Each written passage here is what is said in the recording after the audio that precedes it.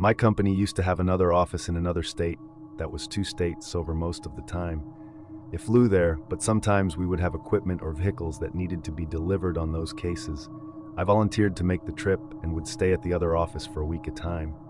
Sometimes I would take a rest stop at a motel, and sometimes I would break up the drive by pulling over to rest stop and sleeping in the back of the vehicle. For a bit one time, I was driving a big box truck, like a big truck. You would rent it U-Haul. We bought the truck used, and the back of the truck was filled with equipment and stuff from that office. I offered to make the trip. Unfortunately, the morning I was scheduled to take off, there was a delay for something he needed to take in that truck. I think it was a large copy machine, and it didn't arrive until almost 3 p.m.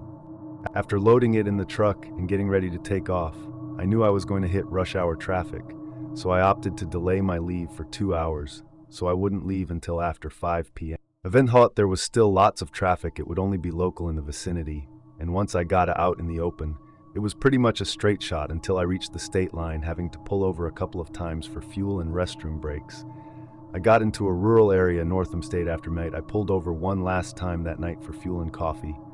The next stretch was going to be very dark and desolate, so I was preparing myself. I knew there was one more rest stop near the borders, so I pulled over there, to use the restroom, stretch my legs, and rest for a few minutes. Before moving on, when I pulled up to the rest stop, it was empty. It was somewhat well lit, and I was in pretty good shape, so I wasn't worried too much about my safety. As I used to box, I went to the restroom and was stuck a bit. But when I made it back to my truck, there was a pickup truck next to my truck, and a guy standing next to my truck as well. He started to make small talk, and then asked me if I was having any mechanical problems with my truck.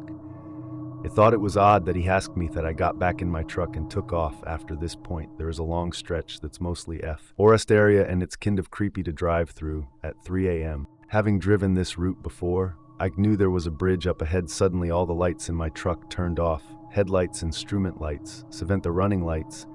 It tapped on the brakes and looked behind me. The brake lights seemed to be out. Thankfully, it was a moonlit night enough to be able to gauge what was ahead of me. I was more angry than panic, so Islam had my fist on the dashboard and yelled. I guess that was the right move, because after Islam had the dashboard, suddenly everything came back up again. The lights were all fine. I drove looking for somewhere to stop, like gas station, motel, shopping center, anything.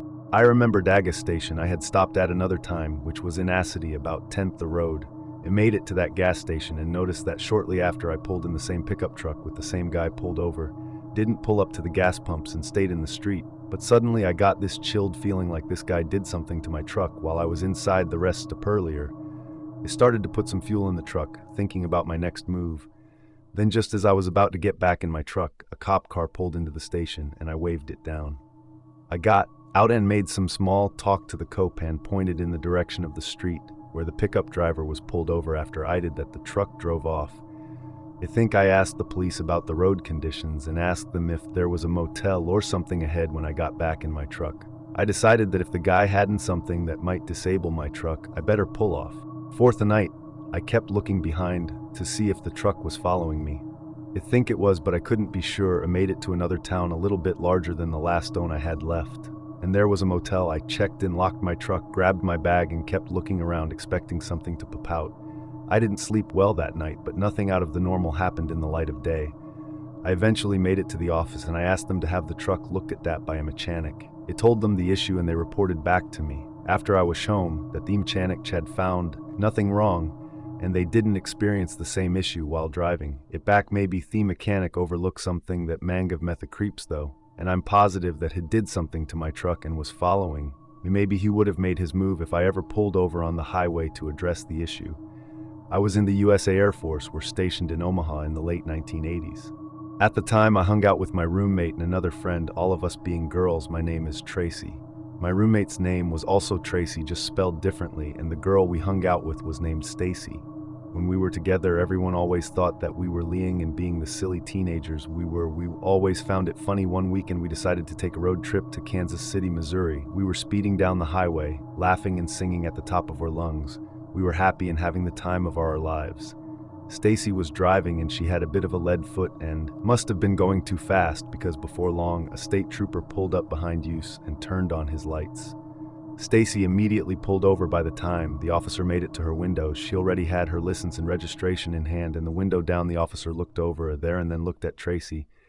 And then he said, "I want you to follow me and don't try to run off, or "You'll all be going to jail." Then he went back and got into his car. Needless to say, the three of us were puzzled and talked amongst ourselves, wondering why he didn't just take Stacy's identification and write her etiquette.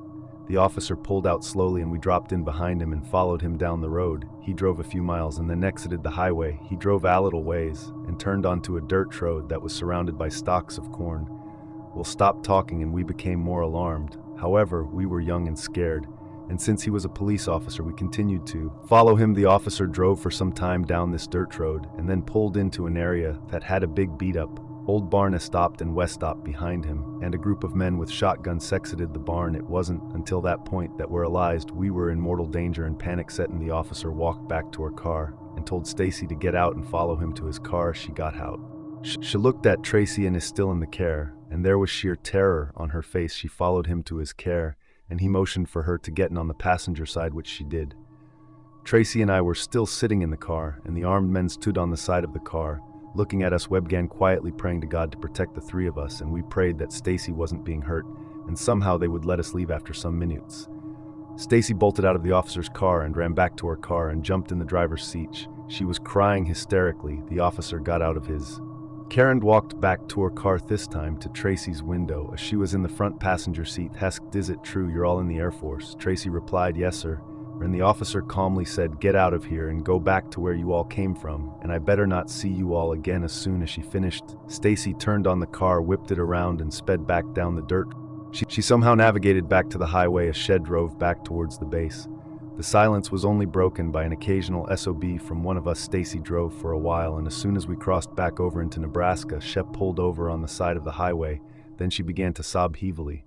Tracy and I hugged her and asked if she was hurt in any way. She shook her head, indicating no. She was not hurt. After she calmed down enough, she told us what happened in the police car. After she got in the cop car, she offered the officer her identification, and she told him that she was sorry for speeding. He took her information and then asked her, "What are you doing with those tune word?"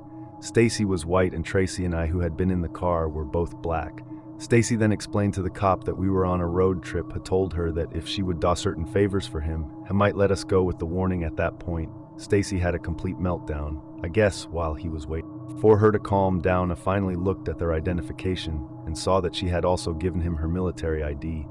Asked her if we were all in the military, and between sobs she said that we were asked where we were stationed, and then told her to go back to her car. As we sat there after Stacy told us what occurred, I think it that all three of us at the same time, that the only thing that saved us was that we were in the military and stationed at a nearby base. We hugged each other and cried until we could not cry anymore. We didn't report what had happened. Again, we were teenagers and didn't think that we would be believed over a law enforcement officer. We never talked about it after that day. That incident has haunted me for years, especially with all the waifs and situations of how it could have ended. But as I get older, what haunts memory is the thought that others may have not have been so lucky as we were dealing with that Copona night. I was driving back home from my parents' house through a rural area in southern Germany. It was late at night and a relatively quiet ride until the road ahead was blocked by a long dead tree type of log.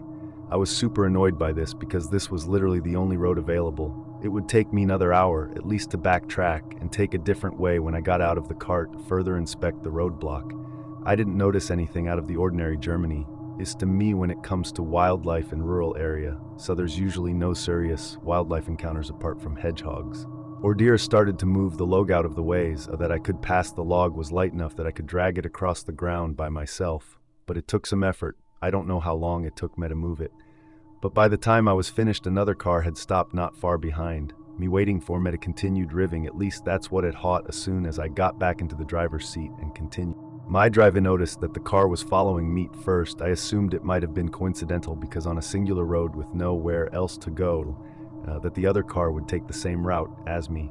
But it got weirder as soon as I entered the next town and the car was still following me. I panicked, called the police, and informed them of the situation. It told them that I was driving home so that they could intercept the stranger. As soon as we arrived at my home address, since I was relatively close to my house already, I knew it'd probably take the police a few more minutes until they got there as well, so I decided to park a few houses away to not appear suspicious. I continued to sit in the driver's seat and see if the car was still around, and indeed the stranger even parked directly behind me. At this point, I had the pepper spray at the ready. The doors were locked from the inside, and I was obviously super anxious when a mango tout Off the Karen walked up to my window. He was waving at first and gesturing towards the back of my car, confused by this. I decided to roll down the window at any bit, ask what's up with the guy. The man explained that he had only been following me to inform Meth that while he approached my car on the roadblock, a stranger had snuck into my trunk and was probably still there. I was absolutely bewildered yet terrified by this. I didn't believe the guy outside my window at first, but then he showed me that he also called the police prior to our conversation, so I trusted him enough to get out of the car soon after the police arrived, opened my trunk, and arrested a guy that had been hiding in the returns. So my initial stalker was telling the truth, and he was really trying to help me out. I didn't find out the details of who the guy in the trunk was, but I'm assuming he had ill intentions, probably to break into my house, at the least the car. iDrive doesn't lock automatically, and since then I've never drove around with an unlocked cart. The scary part too is that in the car iDrive, the trunk is directly connected to the front of the car with one of those little arse in the back seat. This guy could have potentially just crawled into the back seat from the trunk if he knew it was there. This happened last fall in nearly October. I'm a manager where I work. I had just locked the doors at 10 p.m. and was beginning the usual closing tasks when I got a call from my little brother. He's 17 years old and recently has really gotten into exploring abandoned buildings and climbing larger structures like radio towers. I will be honest, this new hobby fills me with anxiety, but despite being a dumb teenager, he's still somewhat smart about his ventures. When I answered the phone, he was asking for my help and told me that he had been out exploring an abandoned house he'd come across. He was just about to leave when he said his car wasn't starting and the battery was dead. He also told me he was alone. Usually he will be with a buddy, but he's got the kind of fearlessness where he doesn't need a solo adventure. He didn't want to call her mom there because she was under the impression that he was at a friend's house, but instead he was a whole county away in the middle of nowhere alone. I was angry about his carelessness, but I decided to spare the lecture until I was actually with him. It told him to send me his location and I would be heading there soon. I got done closing around 10:30 and started speeding along the road. The GPS took me. Usually I never speed, but the idea of my little brother out in some Alabama back road, broken down alone, didn't sit right with me. It took me about 40 minutes to get there. I started off on a pretty busy highway, then turned off onto a very remote highway and rode down that one for a long time. There was nothing but trees, fields, and the occasional tiny church. Eventually, it turned right down every narrow dirt road that nearly missed. I had to drive slowly. It was very unkempt and bumpy. The tree line on each side was so thick with darkness, and to be honest, the whole vibe of the place made me uneasy and gave me a bad feeling. It took an extremely sharp turnaround to bend and saw my brother's car about a couple hundred feet up ahead. Not even 3 seconds after my headlights had shined onto his car, I saw him throw himself out of his car in complete hysterics. She sprinted towards my car, screaming at the top of the lungs for me to unlock the doors. I came. Toa Haltand had jumped in, Note Ven giving me time to process his distress. He started shouting at me to get use out of the re, and that someone else was there. I immediately turned around and floored off of that road. I'd never seen my brother in such a panicked state before. He was sobbing, having a full-blown panic attack. I sped down the road, and by the time we made it back to the main highway, he had calmed down. I asked him what happened and why he didn't call me sooner, but I realized that he had been too panicked to think about it. They said that about 20 or 25 minutes after he called asking for my help, he'd been sitting in his car, listening to music and just staring off when way down the road. Up ahead, a figure of a man or human appeared. He said he was worried at first that maybe it was a landowner coming to yell at him, but instead the figure just stood in the middle of the road, seemingly looking towards him. It was too dark to make out anything about the figure other than that they were clearly a person.